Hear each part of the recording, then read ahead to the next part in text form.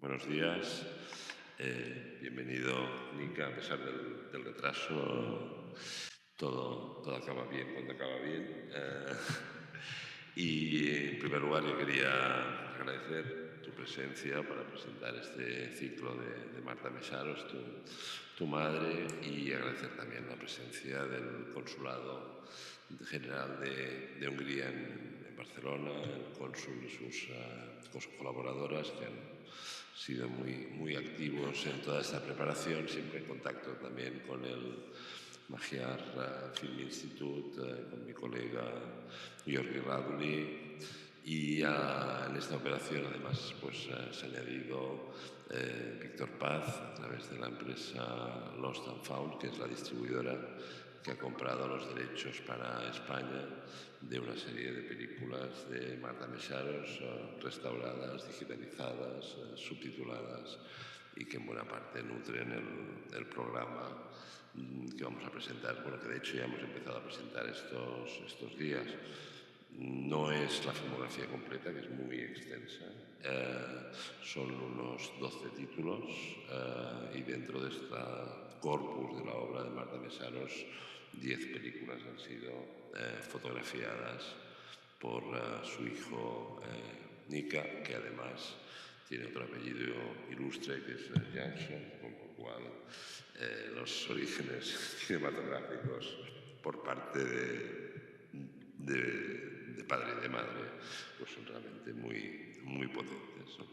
Yo no sé si, Víctor, quieres empezar diciendo algo sobre los materiales. Vea, tienes un micro aquí. Bueno, ya que me preguntas sobre los materiales, todas las copias llegan del Archivo Nacional Húngaro, con el que ha sido muy fácil trabajar. Ellos están haciendo un trabajo de restauración y digitalización de la obra muy intenso, y de verdad que hay que agradecerles el que hayamos podido traer estas 12 películas a España, porque son ellos originariamente quienes han hecho el trabajo, ¿no? Creo que no es casualidad que empecemos en una filmoteca de la FIAF, una institución de prestigio como es Filmoteca de Cataluña, desde Lost and Found, una nueva distribuidora que tiene por objetivos pues, difundir ese cine de patrimonio que quizás ha sido más esquinado dentro de la historia del cine. Pues a mí me parece, estoy muy honrado de que las películas se puedan estar proyectando aquí, porque creo que es el lugar ideal y compartimos algunos objetivos, ¿no?, en esta difusión del cine.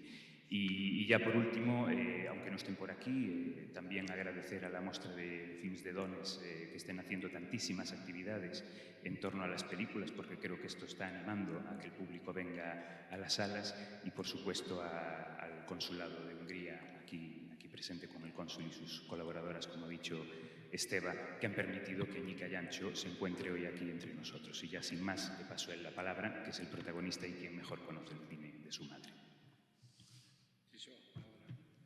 Bueno, primero lo siento muchísimo que llegué tan tarde.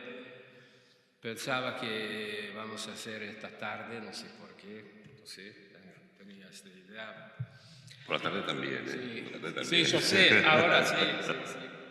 Y bueno, mi castellano es a veces mejor, a veces peor. Puedo hablar, puedo explicarme en una manera simple, porque mi lengua mayor es inglés, pero seguimos con mi castellano. Sí, yo comencé mi carrera con mi madre muy tarde, porque naturalmente las películas primeras suyas eran antes mi tiempo, mejor dicho, durante mis años de liceo, y después trabajé en un laboratorio de cine y después como asistente de cámara, un año en Londres, en Escocia, no importa. Y llegando a los años 80, yo hice una película sola, largometraje, y ella la vi y me dijo, bueno, hacemos la película que yo voy a hacer la próxima juntos. Y pensaba, bueno, hacemos. Eso es. Era el primer diario, blanco y negro, que es una película autobiográfica, partes de su vida en la Unión Soviética, porque no sé que ustedes saben que sus padres emigraron a la Unión Soviética en 36, creo. Su padre era un escultor muy famoso en Hungría, pero tenía esa idea de los húngaros que llegaron a Hungría propia, que nosotros somos húngaros ahora, de parte de Kazajstán, de Kirguistán, todos los nómades. Por eso tenía esa idea, va a buscar dónde los húngaros llegaron. Y naturalmente era izquierdista, comunista, y la única posibilidad va a la Unión Soviética para emigrar a la Unión Soviética. Pero no era un tipo político, un miembro de partido, en un tipo de las ideas, mejor dicho. Llegaron a Moscú primero y después a Bishkek, ahora Bishkek, antes Frunze, de la capital de Kirguistán, donde pasaban los primeros 4 años, yo creo. Y cuando la guerra empezó, él fue arrestado por el NKVD o KGB o no sé qué organización era durante este tiempo, y fue fusilado inmediatamente en unos días. El mito de la familia era como él murió en uno de los campos de Gulag, pero no. En los primeros días, después su arresto, ¿sí? Fue fusilado en las montañas que cerca de Bishkek.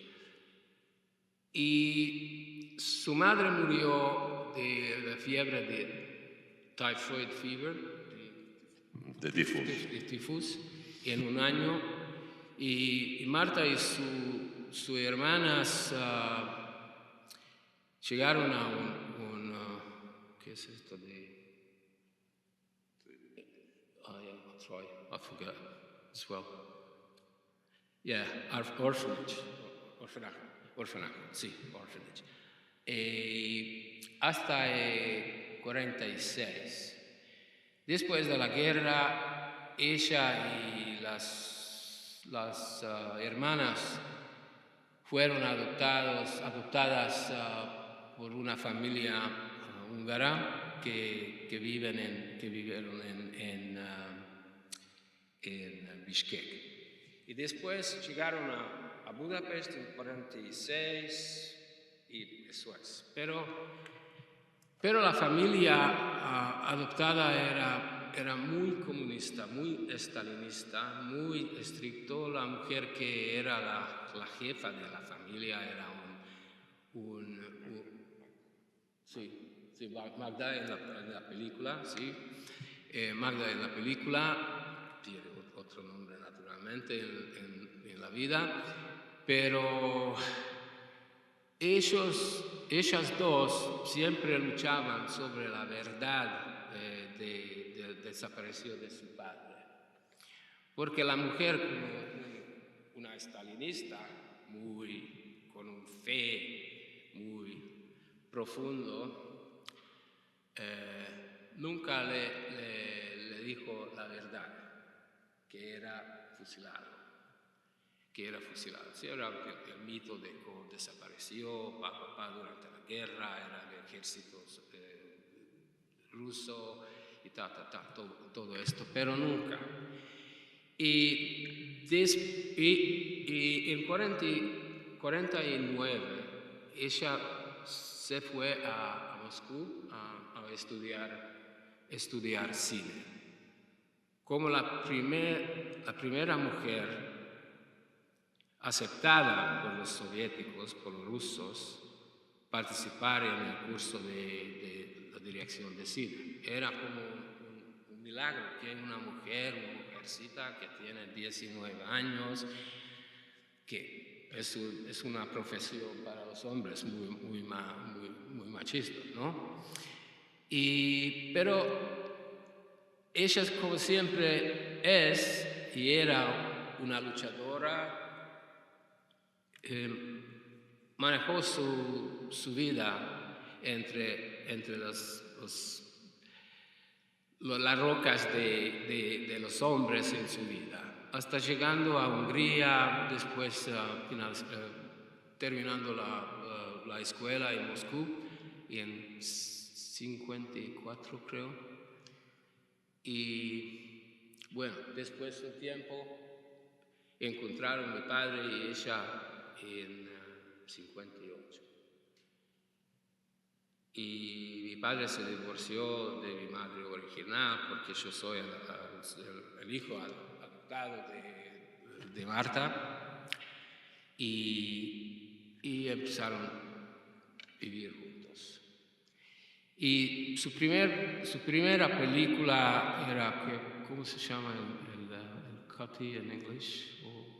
La muchacha, sí, en 66 o 8. Víctor, vos sabes mucho mejor que yo. Sí.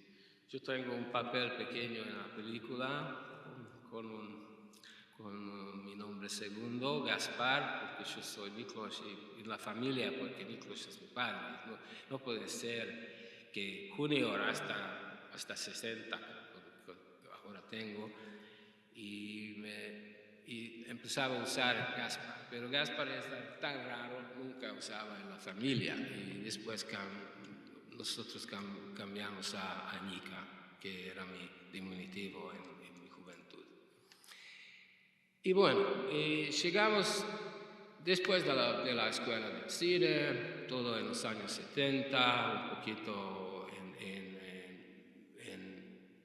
en Inglaterra, en Escocia, como expliqué, y empezamos a trabajar juntos. Era muy diferente. ¿Cómo puedo explicar esto? Para mí era Yo conocí mucho del escenario de su vida, pero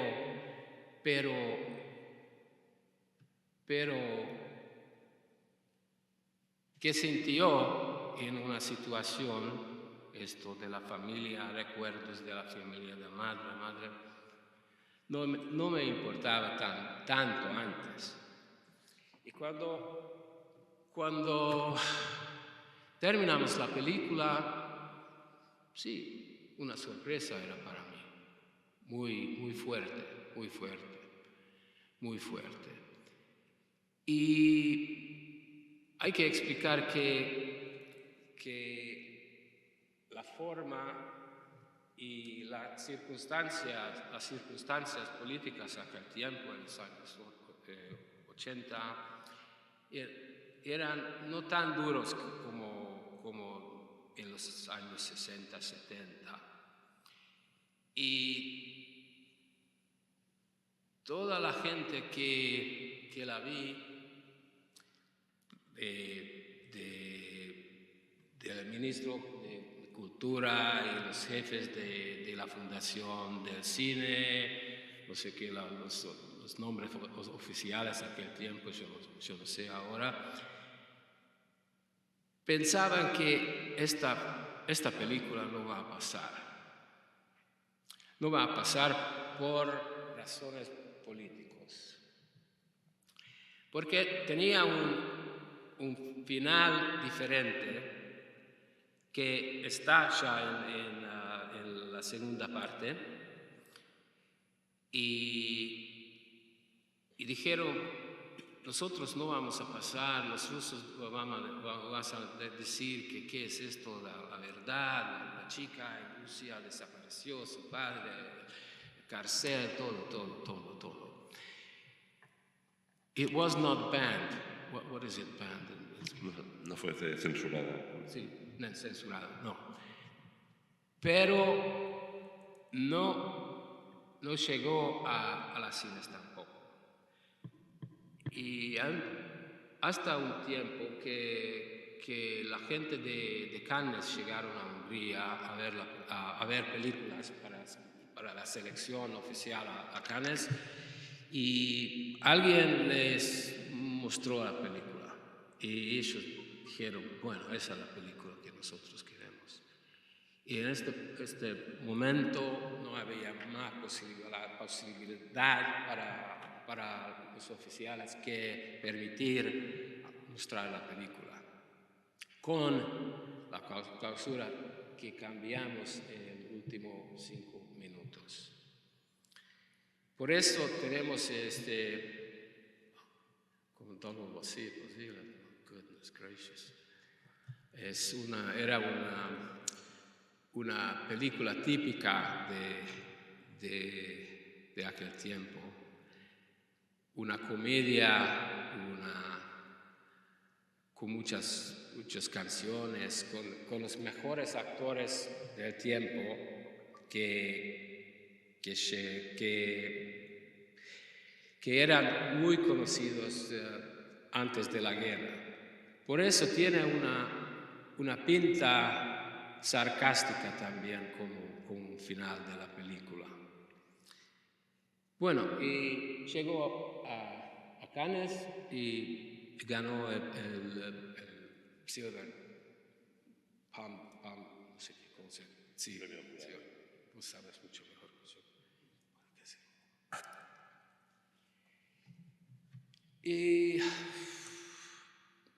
Y después, naturalmente, esta película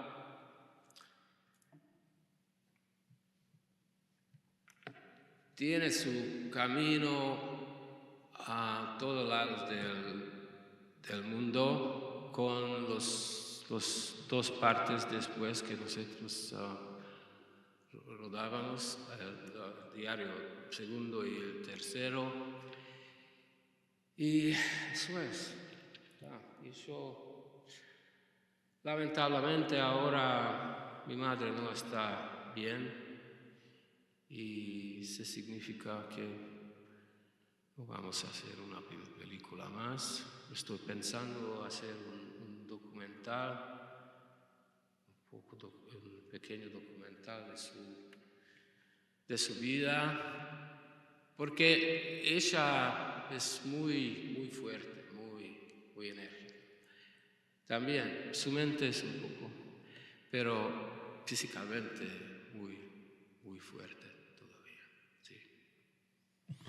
Muy bien, gracias por este testimonio inicial, porque realmente Marta Mesaros y también tu padre tienen muchas historias que contar detrás, muchas películas hechas, y con este testimonio, este doble testimonio que tú tienes, que es insólito y doblemente interesante, pues como hijo y como profesional que has trabajado con ella, ¿no? Con ella, ¿no? Con tu padre. Yo creo que con tu padre no hiciste. Sí, cómo no. Sí, tres largos. Tres largos hiciste. Muchos documentales, sí. Las últimas 2 yo fotografaba. Si queréis intervenir, hacer alguna pregunta, algún comentario, ahora sería el momento. Nika estará aquí esta tarde y mañana también por la tarde para presentar y para debatir justamente las 2 primeras partes de los diarios. El diario de mis hijos y el diario de mis amores. Y también se puede hablar pues del resto de la retrospectiva.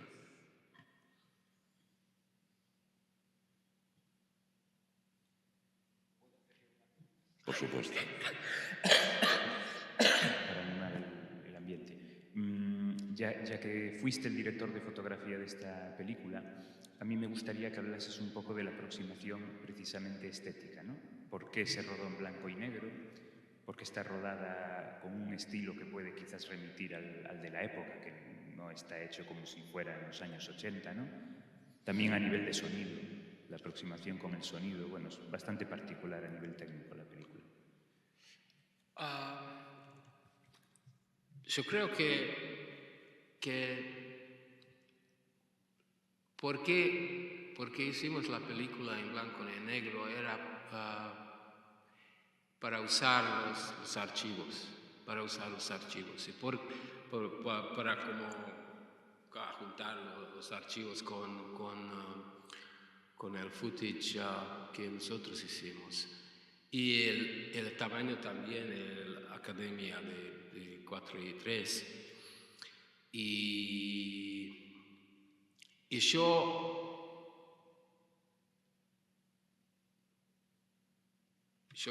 ya hice 2 películas en Escocia, blanco y negro, en el norte, que ganaron premios en, no sé qué, participaron en BAFTA, pero no ganaron nada, después sí, pero bueno. Y me gustaba el blanco y negro muchísimo. Aquel tiempo ya no era mucho en el vein de hacer una película blanco y negro para el mercado, dicen los distribuidores. Y en Hungría, que era una distribución socialista por el sistema, naturalmente, dijeron, bueno, blanco y negro, tan pasado. Pero yo creo que es mucho mejor en blanco y negro que en color. Y te digo que Marta no es una directora que llega al escenario, al set, diciendo, yo quiero esto. Si no puedes hacerlo, no hacemos. Es interesante porque con mi padre también era. Sí, mi padre le dijeron, tenemos solamente un caballo, nada más. Bueno, vamos a hacer un caballo. Tenemos, no sé, 200 caballos, sí, hacemos con 200 caballos. Y con Marta también. Pero la diferencia de los dos, mi padre y ella, es que Marta trabaja mucho con la corazón de los actores y de las actrices. Mi padre no.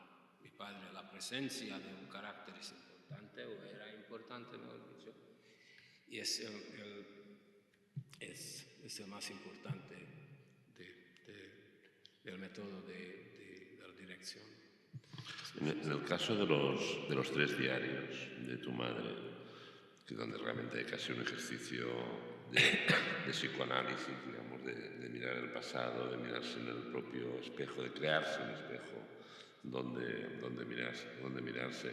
Claro, hay determinados pasajes, hay determinadas relaciones con otros personajes muy complicados y no siempre, supongo que agradables.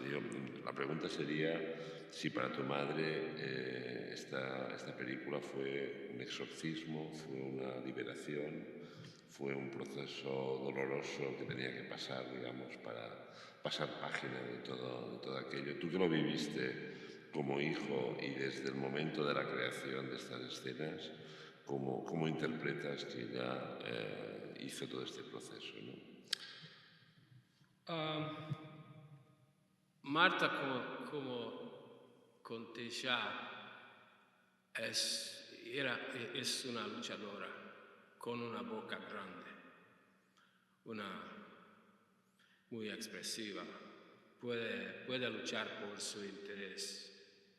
Y durante los tiempos de la última década de comunismo, luchaba muchísimo. Nosotros mezclamos, o ella mezclaba o cambió la estructura de storytelling en las películas. En la primera era casi directo, ¿va? En los últimos dos es una mezcla. Nuevos caracteres llegaron, un poquito usábamos la primera película, por ejemplo. Yo creo que, sí, la respuesta es que para ella su vida es como una lucha eterna para los derechos para las mujeres. Ella no es una suffragette, no. She's not. Es una mujer de la casa, siempre dice, para mí es importante que yo cocino para mi hombre, para la familia. Para mí tener los derechos para la mujer es importante, es muy importante para tener la posición a una mujer en la sociedad. ¿Y por qué es importante? Los papeles oficiales de los archivos soviéticos llegaron solamente en los años 94, como 5. Nosotros fuimos en Kirguistán a filmar un documental, lugares, la gente que conocían a su padre, y aquel tiempo les daban los papeles oficiales de qué pasó con su padre. Sí, por eso te digo, ella es una luchadora. Para ella cada día es una etapa nueva. ¿Es claro? ¿No? Muy claro. ¿Preguntas? ¿Comentarios?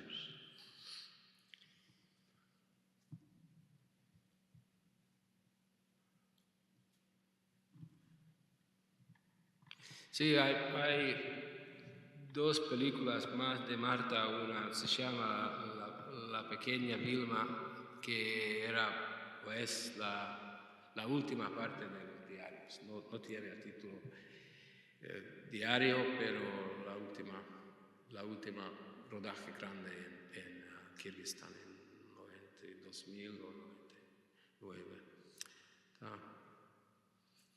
Y 4 o 5 documentales en Kirguistán sobre todo las cosas de recuerdos de ella.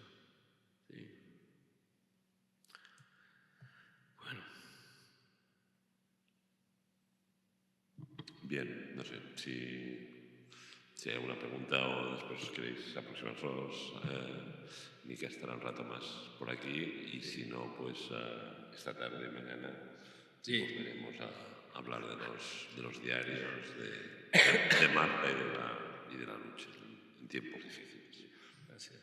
Muy bien, muchas gracias de nuevo al consulado, Perdón. a Lost and Found, a la Mostra Xema de Dones y a todos por estar aquí. Gracias.